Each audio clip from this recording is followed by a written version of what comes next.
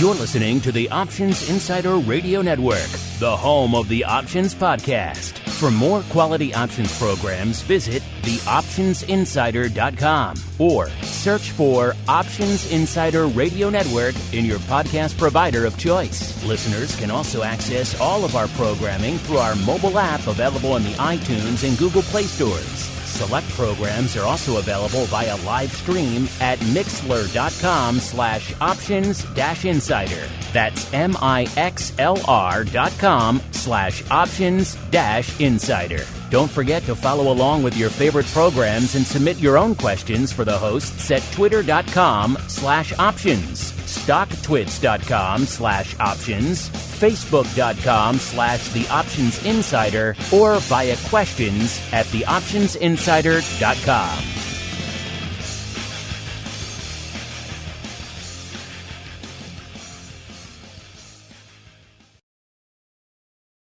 You wanted it, you got it. A radio program that helps teach you options trading inside and out, basic to complex. This is Options Bootcamp. Whether you want to learn how to protect your portfolio, generate income, or even become a master of volatility, the Options Bootcamp drill instructors will break it all down for you. Now, let's get you into peak options trading shape. Here are your Options Bootcamp drill instructors. All right, everybody. That music means it is time once again for Options Bootcamp, the program here on the old Options Insider Radio Network. For you, the active retail stock trader, maybe you're thinking about dipping your toes in those options waters. Maybe you've been seeing all the headlines lately about everyone's buying calls. I should do it too. Or maybe you just want to learn a little bit more about options. Maybe you've been doing a little bit. You want to try to improve your trading. Either way, we got you covered. My name is Mark Longo, coming at you here from the Options Insider Studios in actually quite sunny today, Chicago. If you like what you hear, not just on this program, but for the full network, make sure you leave those reviews wherever you're listening to this. Could be Apple Podcasts, could be TuneIn, Spotify, Last FM. I get hit up all the time with new venues and new platforms people are listening to us on. We should be on pretty much all of them, YouTube and so on and so forth. If you like what you hear, make sure you leave those reviews, leave those comments so other folks can continue to discover and enjoy the network. It's more important than ever in these troubled times out here. And you know, it's Education Wednesday. That means I can only be joined by the one, the only, the black-hatted one himself, Mr. Dan Passarelli, a.k.a. the founder of Market Taker Mentoring. Don't forget the second T.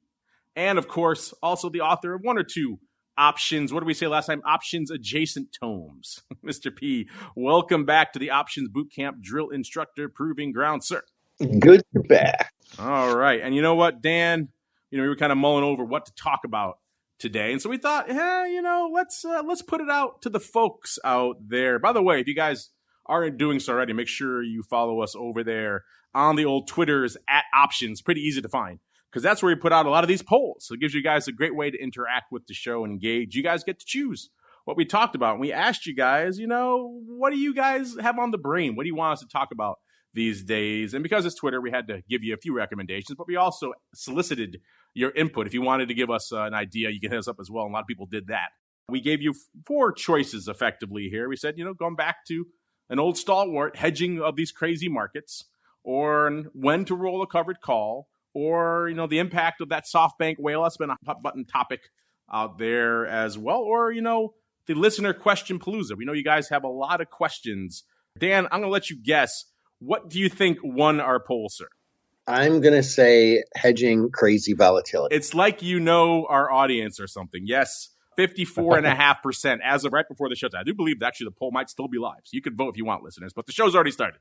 So you missed that one out there. But yeah, hedging crazy markets. Our folks want us to really go back to talk about hedging. I wonder why that could be, Dan. Yeah, excellent question. I couldn't imagine myself. I can't imagine a scenario where you might want to hedge these days. Number 2 was when to roll a covered call with about 23%. By the way, it's about 54.5% for hedging crazy markets, about 22.7% for rolling covered calls. Listener question palooza was about 20-odd%, got down about 13.6%. Looks like we had a last-minute inrush of interest in the SoftBank whale. Maybe it's a listener who sent that question in later. So maybe we'll get to that later as well. But now it's time to get to your requested topic. It is time for a little bit of basic training. All right, Boot, it's time to Everybody get in line. What you're going to do is learn. You're going to learn how options work. Do you hear me? You're going to learn options trading inside and out, basic to complex. There will be no failures. Do you hear me? Pull in, prepare to learn.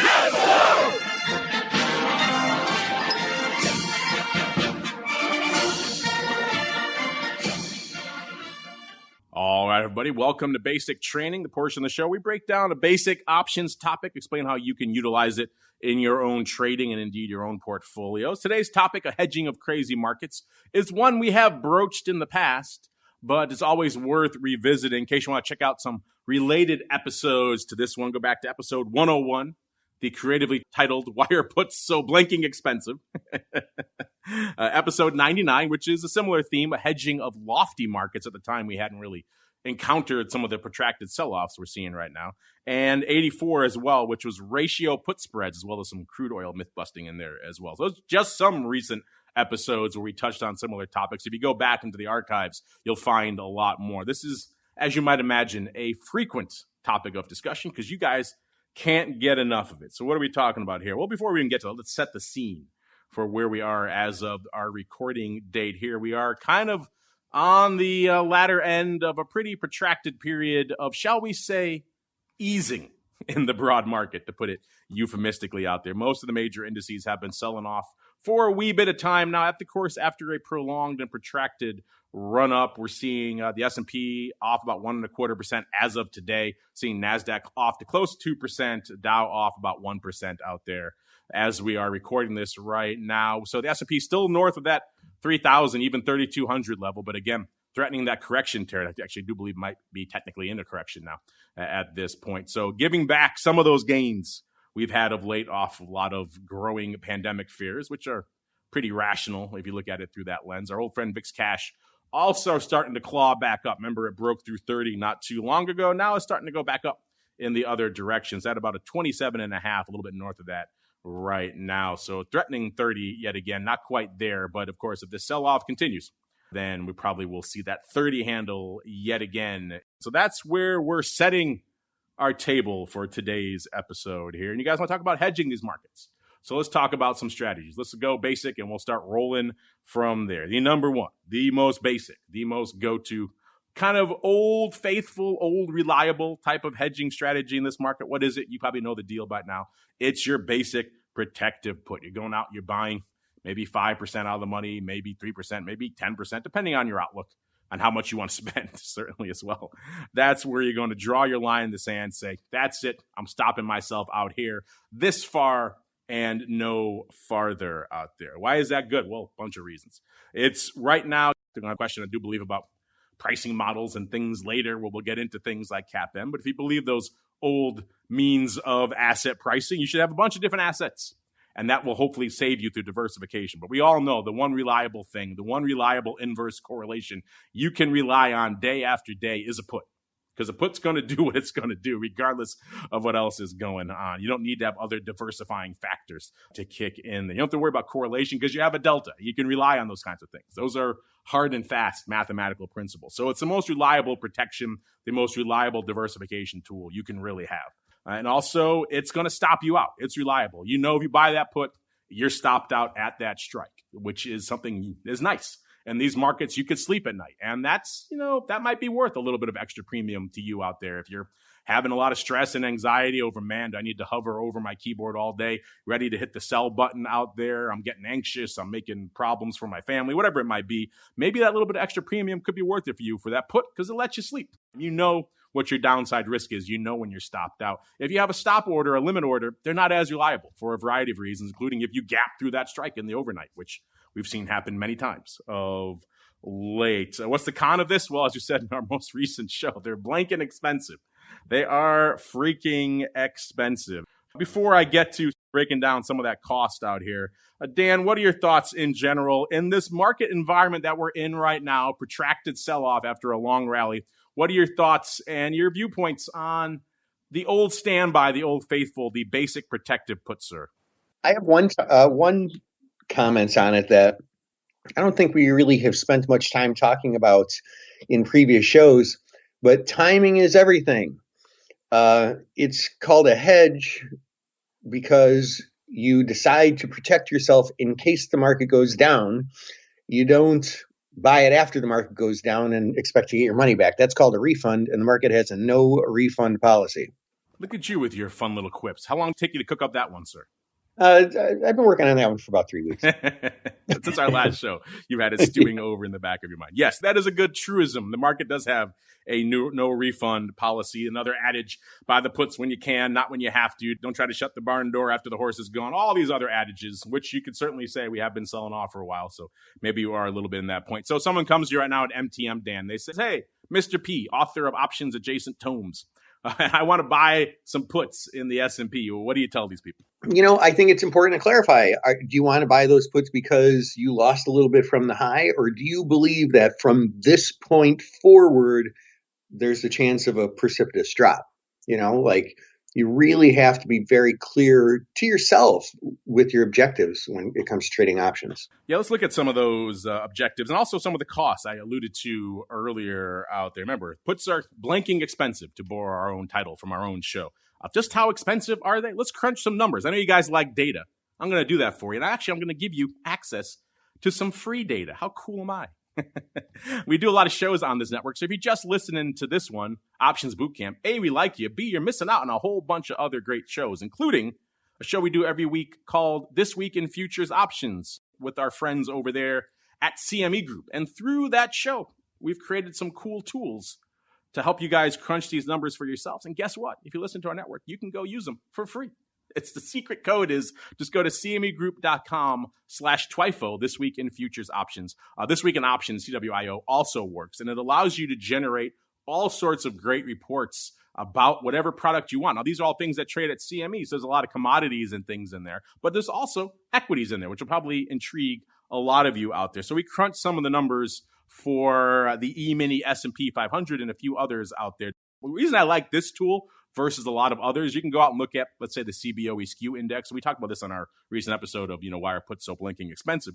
But the reason I like this tool more than the others is because it shows you independently the call wing and the put wing and their relative levels of volatility. So the 25 delta put and the 25 delta call in whatever contract you want. And you could compare it over time. So you could see how those wings and that volatility has changed. That's something no other tool that I've ever seen does.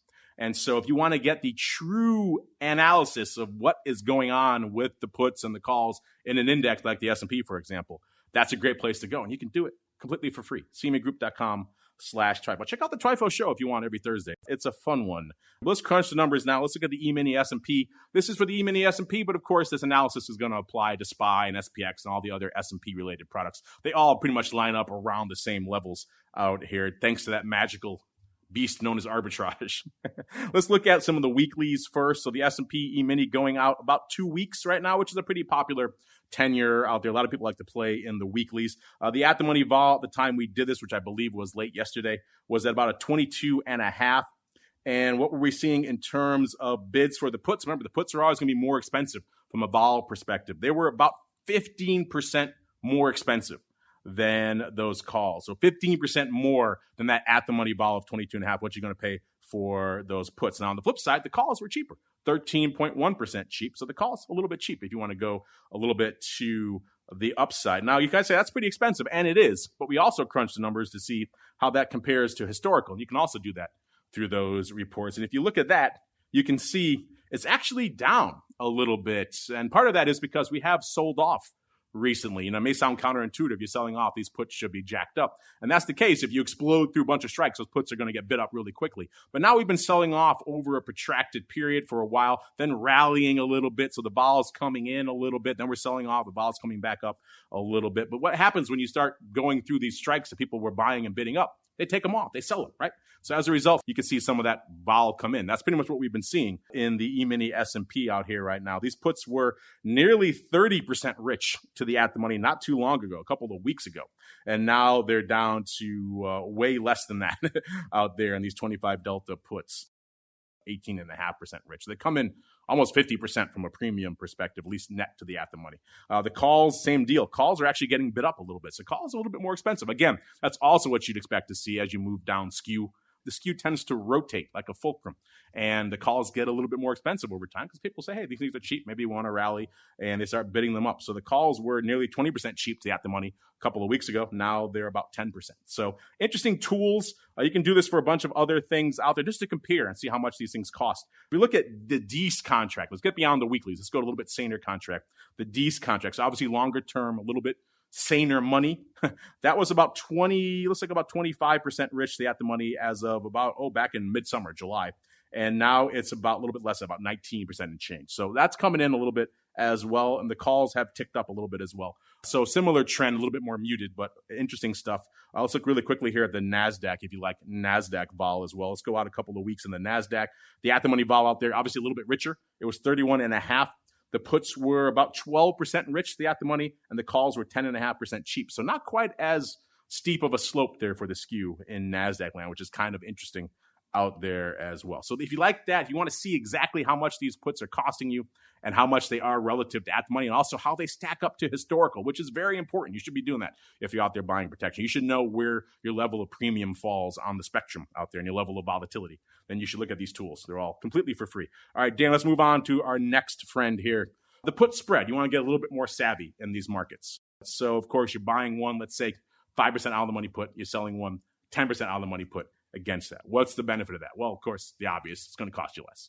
See, we talked about that skew getting bid up. If you're selling farther out of the money contracts, you're taking advantage of some of that pricier skew to work in your favor a little bit. So that's also a pro for this one. Of course, the con is that it limits your protection. And in these crazy markets, that could be an issue out there. So, Dan, we're in these crazy markets right now. People are looking to hedge. They come to you at Market Taker. They say, hey, Mr. P, I want to do some put spreads in, let's say, the S&P. What do you tell these folks? I'm not a big fan of hedging with put spread.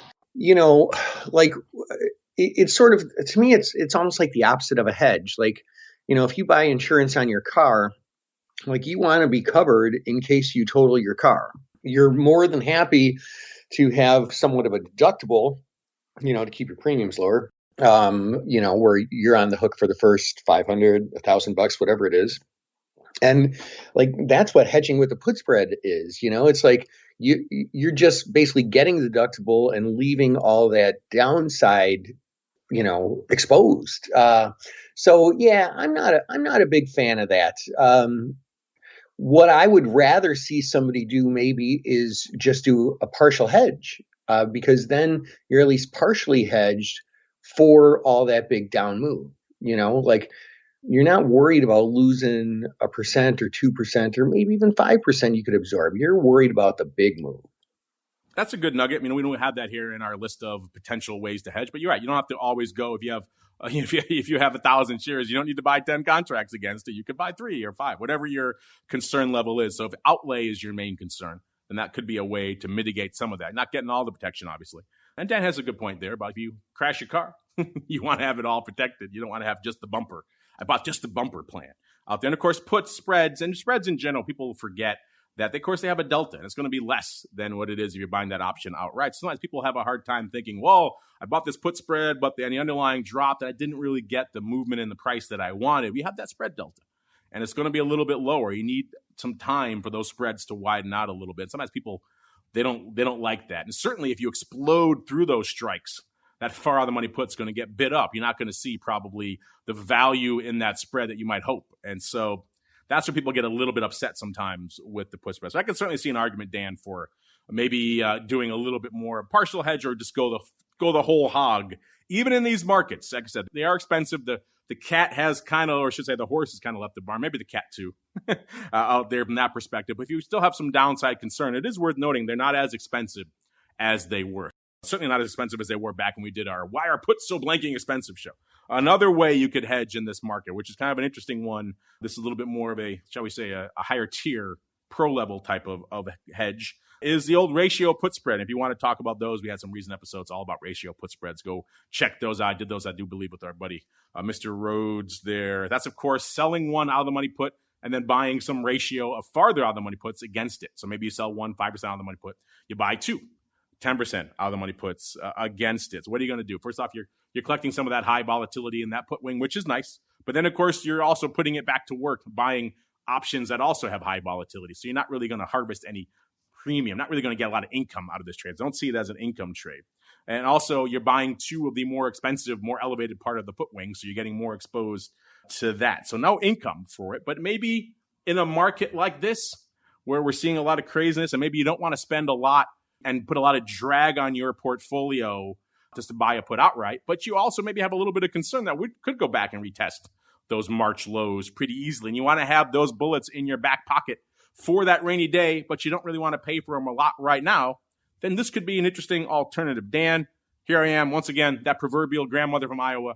I'm coming all the way to Frankfort, Illinois. I'm knocking on your door with a mask because it's a pandemic time, of course. And I say to you, Mr. P, help me. I'm thinking of putting on ratio put spreads to hedge my portfolio. What do you say to me, the proverbial grandmother from Iowa? I mean, my initial thought would be maybe I'll try and be polite about it, but you're probably just getting a little bit over fancy. Grandma shouldn't be selling ratio put spreads. Probably not. A lot of people hear about these more complex strategies and you think, oh, okay, that's cool. And, you kind of get it a little bit and decide to try it out. And, there's no reason for anything, not even just in trading, but like to add complexity to something just for the sake of adding complexity. If the ratio put spread really truly helps you meet your objective, then great. But a lot of times there's just a simpler darn way to do it. This is a favorite strategy of guys like Taleb out there in his Black Swan. You might think, all he does is buy puts all day. Not so. He knows, if you do any analysis, buying puts over the long term is pretty expensive. So you have to find ways to finance it. This is one of the ways he likes to do it. A few takeaways, though, from this in these crazy markets. A, it's not free money. Of course, you have that chasm, depending on how wide your strikes are. Let's say in our example, between the 5% and 10% strikes.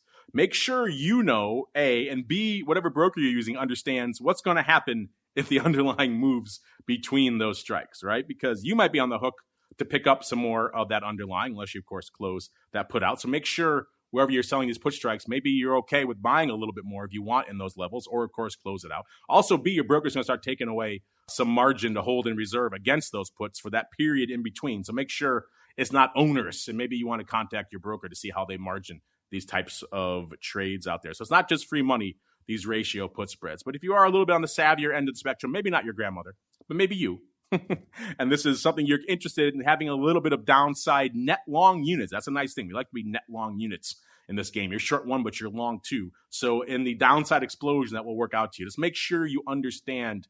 We don't have much time left to get into all the nuances of what happens in that in-between world, which is where so much interesting stuff happens in the options world. But make sure you understand, and also your broker, margins accordingly, what happens if the underlying breaks through between the short one strike in between the long two. That's where things get a little bit dicey and a little bit scary. And we don't have to see what happened with some of the other, like that Robinhood client out there who didn't understand assignment on puts, all the madness that goes on out there. So these are crazy markets. You may find yourself with some interesting issues as a result of this spread. So make sure you understand what goes on into this. But it is one way to approach it in these crazy times. Another way to do it out there right now is just do the old school stock substitution. Say, I'm getting the heck out of Dodge. These levels have spooked me. I'm going to sell my underlying. So you might have some capital gains with that. So bear that in mind out there, depending on how long you've been holding these positions. But now, of course, you might say to yourself, I think there might still be a chance for a little bit upside, self. How do I participate? How do I keep playing in this game, even if I'm sitting on the sidelines? And the answer to that is stock substitution. We talked about that many times on this show as well. Go back into the archives, look at stock substitution and those delta type of substitution trades. A lot of ways you can do it. You can go out of the money if you want to get kind of cheaper and just have a little bit of upside delta exposure. So let's say we'll keep going with the S&P. If the S&P does continue to rally, you have some out of the money calls, so you can participate on that upside, but you're off the table. No moss to the downside anymore, which is kind of interesting for people out there these days. Somebody argue maybe that's what that whale was up to out there in the SoftBank. So you get to continue to the upside, which is nice. You get to live to fight another day with most of your capital is protected. It's in cash. And of course, the con is now you swapped effectively a 1 or 100 delta underlying for some lower delta option. So you're not going to play at the same rate again to the upside. You need a nice rally, unless you go pretty deep, pretty meaty in the money option, but then of course that gets a little bit more expensive. So it depends how much you want to pay for these things. But in general, if your goal is capital protection, you want to take a lot of it off the table. You probably want to go a little bit lower delta call to minimize your outlay. And so you're not going to participate as aggressively to the upside until that rally really kicks into high gear. I almost called you the rock lobster. I apologize. Mr. Dan, that same grandmother comes to you once again in Frankfurt. She's a pretty persistent lady. And she says, Mr. P, I would like to explore this stock substitution strategy in these crazy markets. What would you say to said grandmother? That it can be an interesting choice, like the built-in protection that comes along with it, especially if your objective is maybe shorter term, if you're looking for dividends, you're looking for like a long-term buy and hold for 10 years, no, it's not going to work. But if you're looking to play a move to the upside, it can be really interesting. Yeah, I've said it a number of times on the network over the past month or change. This is probably one of my preferred methods of playing out there for a lot of people right now who may be a little bit skittish. Take the lion's share of it off the table because we are in effectively unprecedented times, and then play with a little portion of your portfolio. So you're not leaving, the college fund on the table and everything else like that. That's what options are good for. They give you leverage. Don't keep all this capital tied up if you don't have to, particularly if it's causing you anxiety and unease. And certainly in these markets, who can blame you for having that type of anxiety? So take the lion's share of it off the table. Sleep at night. Again, an undervalued benefit of these types of strategies. And you can still play to the upside, but you're not playing to the downside. You don't want to play there. You want to play to the upside. Just remember, we talked about synthetics in the past. This position by itself, of course, if you're selling stock and buying a call, that's going to be synthetically equivalent to buying a put. So just remember that. Keep that in mind out there. Now, you're closing out of stock positions. There's a little bit different things going on out there. But still, synthetically, that's what you're doing with this one leg of a trade. And also, we talked many times on this show, and also I know Brian over there on OPR, which is our other show on Education Wednesday, listeners, Options Playbook Radio. He loves this strategy. He's turned it into what's called a fig leaf. So if you want to do a little bit of extra double dipping and maybe make this trade a little bit sexier, dare I say, out there, then you could structure it in a way where you go a little bit farther out with the call, maybe 6 months or even a year or so, depending on how you like it. A little bit more in the money. It's going to be a little bit more expensive. And then you turn around and finance that by selling effectively what's called, he calls it a fig leaf, some people call it a synthetic covered call, selling it against that in the money option. Now you have effectively a diagonal or a bit of a time spread out there, but it's helping to finance that call. And the rest of your capital is sitting there nice and safe and secure in cash out there. So interesting one. Dan, what are your thoughts on that kind of fig leaf / synthetic covered call upgrade to the stock substitution? Or you prefer them just having the outright calls and not messing around with it? Well, it's very, very scenario based. I am a fan of it for when there's some resistance above. You don't think that the market's likely to get above a certain point, and then it can be a great way to to lower your cost basis of the long call. That is really your play. That's where you're going to make you lose your money really. And potentially rolling it week after week or month after month or whatever it is. So there you have it, listeners. A little bit of a quick revisiting because you asked for it. You are a demanding bunch, but we like you. You asked for us to revisit hedging in these crazy markets. There's 4 basic and a little bit less basic, a little bit more advanced approaches to how to do it. Remember, we're not exactly huge fans of going out and just loading up on puts right now unless you really are concerned about downside. They are expensive, a little less expensive than they were. So that's a good thing. But bear that in mind. That cost is out there. So if you're concerned about the markets, that certainly is a way you could go. Or perhaps also you can go into lessening some of your exposure as well. Put spreads, Dan and I both a little bit less on those just because for the reasons we outlined here. Maybe not as effective as you want them to be in those moments. And the delta, all the other things people have issues with, they don't really think about them when they're doing them. Also, of course, as Dan pointed out, if you total your car, it doesn't cover you out there. Ratio put spread's a little bit more savvy, a little bit more involved, but it could be an interesting way for you guys to play a little bit longer term, have a little bit more exposure to the longer term, keeping that seat at the table until this underlying turn happens that you want to hedge against. And so that's a way to do it over the longer term. If you're just buying puts over and over again, it's going to be a huge drag on your portfolio. This is the way to do it over the longer term if you don't want to time that big downturn. Of course, remember, just make sure you understand what happens when the underlying gets between those strikes. That's where things can get a little bit dicey if you're not prepared for it. And of course, the final one, which doesn't get talked about enough, I think it should be a lot. This is probably my preferred one. Sounds like it's Dan's as well out there, which is substituting some or all of that underlying exposure with options. That's what they're for. And if you're in this position where your portfolio is getting a little beat up, I think it might rally a little bit again, but you don't want more downside out there. And this is certainly perhaps a sane way to go. Look into it. Stock substitution. We talked about it many times on this show and on OPR. You can spend a lot of time on our network listening to strategies about this. So hopefully that's one way you want to go. If you have a different way you're going, you're out there hedging your portfolio right now, hit us up. Let us know. We'd like to hear what you guys are up to. But these are 4 basic, a little bit more advanced ways you can hedge your portfolio in these crazy markets, hopefully without breaking the bank in the process. But Dan, before we go, where should they go? What should they do if they want to reach out to MTM, like that grandmother from Iowa who seems to be bugging you a lot these days? Well, she just comes and knocks on my door. But the rest of you, you can make your way on over to markettaker.com and check out my new darn website. It's live? It's actually live? It's actually live. Do you believe it? It's been 6 years in the making, this thing? Basically, but I'll tell you what, it was worth it, just like owning a put is worth it. It is really fabulous, and we've got, at least for right now, a way that you can create a free account. And there's lots of really great educational resources that you can get for free when creating your free account. So make your way on over to markettaker.com. That's 2 T's in a row. Market like stock market. Taker like take something.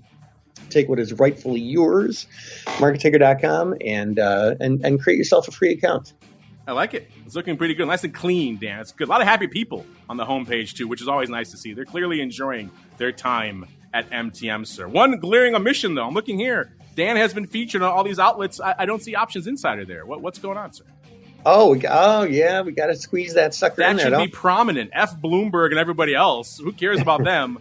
Number 1, Options Insider. I demand that change before our next episode. Speaking of which, next episode, pro tip, if you're listening live, you can get it right now. Otherwise, you got to wait a week as we head on into our next episode of Options Bootcamp.